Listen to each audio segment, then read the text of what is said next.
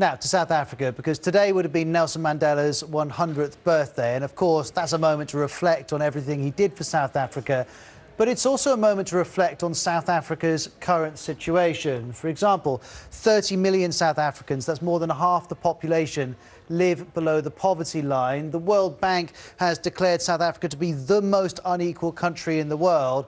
And some young South Africans are starting to ask whether the way Nelson Mandela guided South Africa from apartheid and its white-only rule to democracy is responsible for that. Nomsa Maseko has this report in Johannesburg. There are many people who feel that it is useless and futile for us to continue talking peace and non-violence. From the call for armed struggle to the voice of reconciliation, Nelson Mandela took many journeys in his life. The global icon would have been celebrating his 100th birthday today.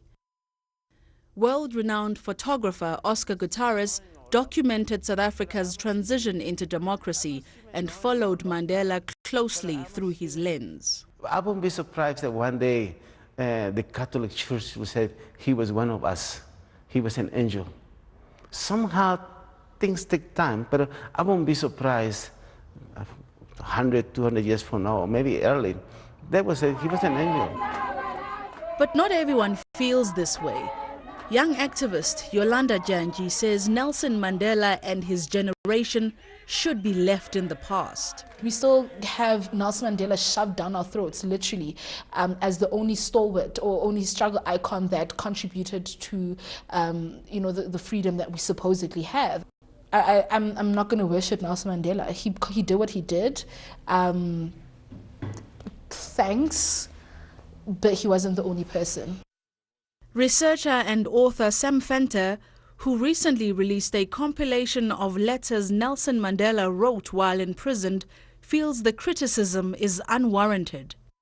I think it's very unfair on Madiba and his generation because they did what they could do and what they had to do.